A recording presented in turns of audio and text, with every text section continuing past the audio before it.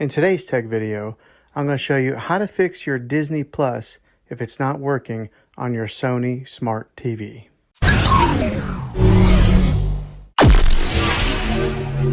Okay, I'm going to show you really simple ways to try and fix this problem.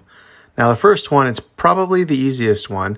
What I'm going to want you to do is to unplug your TV from the wall outlet and wait 60 seconds. Then plug it back in. Now be patient, wait the whole 60 seconds. This is very different than turning off your TV with the remote control, so make sure you do it exactly like this. Okay, if that doesn't work, then try this last method. What you're going to want to do is delete the Disney Plus app.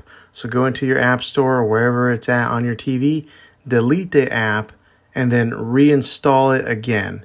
You'll probably have to log back in with all your credentials, but hopefully this will fix your problem. Well, hopefully this fixed your problem. If it did, go ahead and click a thumbs up on this video. Go ahead and subscribe to my channel. I make tech videos all the time, and I'd love to have you back in the next one. Take care.